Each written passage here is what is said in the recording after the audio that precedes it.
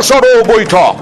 আবারও প্রধানমন্ত্রী নরেন্দ্র মোদীর নেতৃত্বে তিন বাহিনীর প্রধান সেনাবাহিনীর এবং তার সঙ্গে সঙ্গে রাজনাথ সিং, প্রতিরক্ষা মন্ত্রী অজিত ডোভাল উপস্থিত এবং আরো কারা উপস্থিত জানবো, কারণ আরো বড় প্রত্যাঘাতের আমরা প্ল্যান করছি। কি সরাসরি চলে যাব দিল্লি থেকে, রয়েছেন আমাদের প্রতিনিধি আবির। আবির, কি খবর রয়েছে?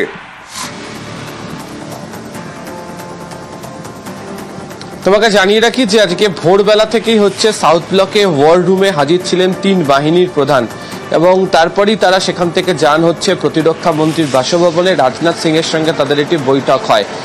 বৈঠকের পর তারা ফিরে যান হচ্ছে সাউথ ব্লকে ওয়ার রুমে এবং সেখানে তাদের সঙ্গে যোগ দেন হচ্ছে চিফ অফ ডিফেন্স স্টাফ, তিনিও সেখানে দীর্ঘ সময় ধরে ছিলেন।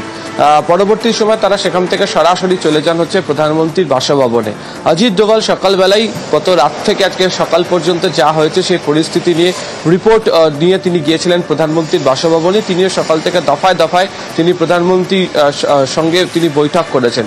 পরবর্তী সময় রাজনাথ সিং তিনিও গিয়ে পৌঁছন এবং এদের সঙ্গে নিয়ে 7 নম্বর লোককল্যাণ মার্গে বৈঠক শুরু হয়েছিল। বৈঠকের মাঝেই প্রতিরক্ষা সচিব, আইবি চিফ এবং হচ্ছে RAW চিফ তারাও বৈঠকের ক্ষেত্রে যোগ দিয়েছেন এবং যেটা জানানো হচ্ছে কেন্দ্রীয় সরকারের তরফ থেকে অত্যন্ত উচ্চ পর্যায়ের এবং অত্যন্ত ক্রুশিয়াল গুরুত্বপূর্ণ এই বৈঠক তারা এই মুহূর্তে করে নিচ্ছেন।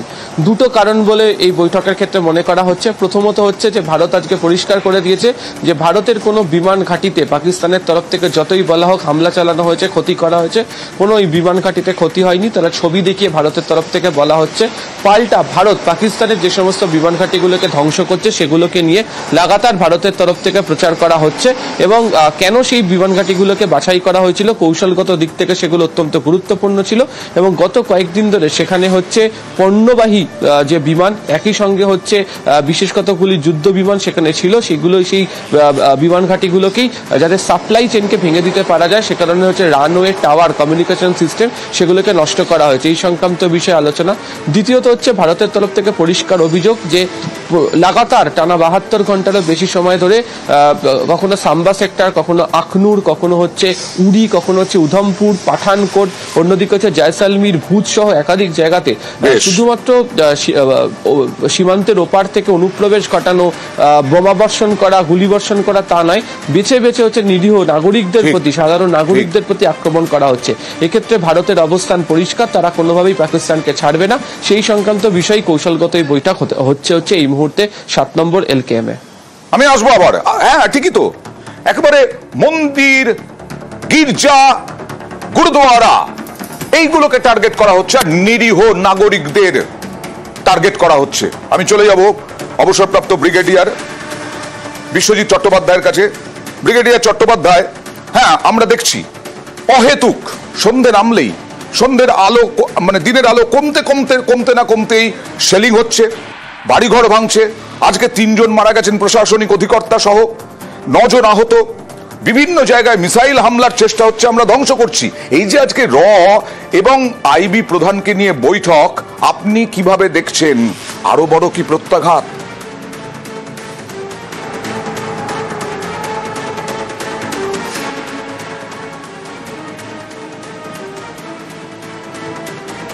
আমরা কথা বলার চেষ্টা করব ব্রিগেডিয়ার চট্টোপাধ্যায়ের সঙ্গে। তবে আপনাদের এই মুহূর্তে জানাই, গুরুত্বপূর্ণ বৈঠক।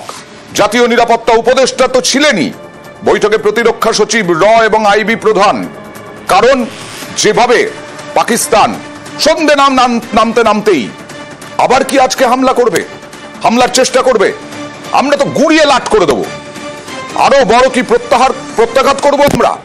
তাই কি এই বৈঠকে কি এইভাবেই কৌশল নেওয়া হচ্ছে?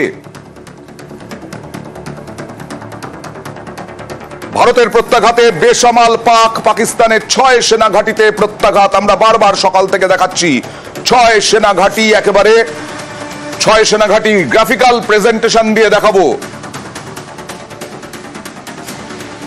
টার্গেট চিহ্নিত করে মিসাইল ও বিমান হানা, পাক রাডার সিস্টেম ও সেনা লঞ্চ প্যাড ধ্বংস।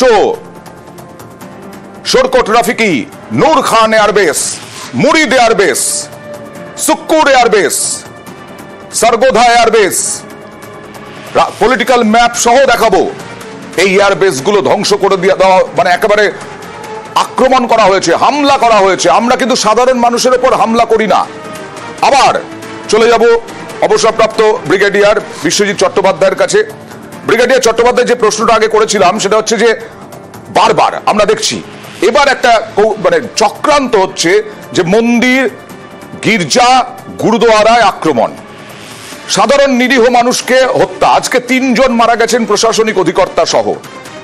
এরপরে কি আজকের এই যে মিটিং এবং তার সঙ্গে আইবি প্রধানকে নিয়ে প্রধানমন্ত্রীর মিটিং, আপনি কিভাবে দেখছেন? আরো বড় প্রত্যাঘাত?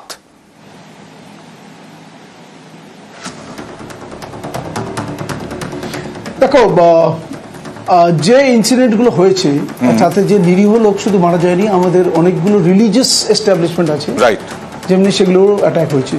তো ভারতের কিন্তু একই মত, যে কোনো রিলিজিয়াস কিংবা সিভিল এস্টাবলিশমেন্টে যদি পাকিস্তান আঘাত করে, আমরা কিন্তু অতটাই পরিমাণে এসকেলেশন ম্যাট্রিক্স উঠিয়ে দেবো। If you mess with us, we will mess with you. And আমরা যখন প্রত্যাঘাতটা করবো, সেটা বড়সড় একটা প্রত্যাঘাত হবে।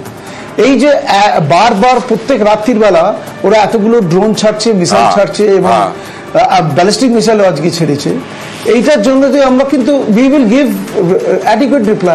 আমার মতে আমাদের পাকিস্তানের ওয়ার মেশিনারি যেখানে যেখানে আছে, ওদের যেখানে এয়ারফিল্ডসগুলো আছে, অলরেডি আমরা 3টে জায়গায় আঘাত করেছি।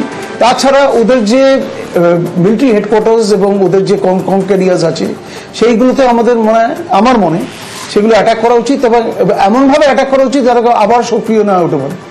এই যে নেগোসিয়েশন টেবিলের কথা হচ্ছে, এই যে কথা হচ্ছে যে দুজনে মিলে এখন কথাবার্তা বলে ডিএসকেলেট করে দেবে, কিন্তু আমাদের এমন এক পজিশনে ডিএসকেলেট করা উচিত যে পাকিস্তান যদি ওদের টেররিস্ট মেকানিজম না ভাঙে, আমরা কিন্তু তাহলে তার 4 গুণ বেশি কিংবা অনেক গুণ বেশি তাদের সাথে আঘাত করা যায়। এবং এমনভাবে আঘাত করবো যে ওরা পরের বার যখন আমাদের নেগোসিয়েটিং টেবিলে আসবে, ওরা বাধ্য হবে নিজেদের টেরোরিজম মেকানিজমটা ভেঙে দিতে। আমি বারবার বলছি, পাকিস্তানের ভেরি ক্লিয়ারলি স্টেটেড এম হচ্ছে ওদের যে টেরোরিজম মেকানিজম ওটাকেই রাখা, because that is a low cost option for Pakistan. একেবারেই। আর এইখান থেকে যতই করুক, আমরা যেভাবে আঘাত করব, যেটা ব্রিগেডিয়ার অবসরপ্রাপ্ত ব্রিগেডিয়ারও বললেন চট্টোপাধ্যায়, যে যত আপনারা হামলা করুন, হামলার চেষ্টা করুন, আমরা 4 গুণ মারব। যেমন ভাবে মেরেছি, জঙ্গি লঞ্চ প্যাড ব্যবহার করে হামলা করছিল পাক সেনা, বিএসএফ ক্যাম্প লক্ষ্য করে গুলি চালাচ্ছিল পাক সেনা, আমরা তার যোগ্য জবাব দিয়েছি।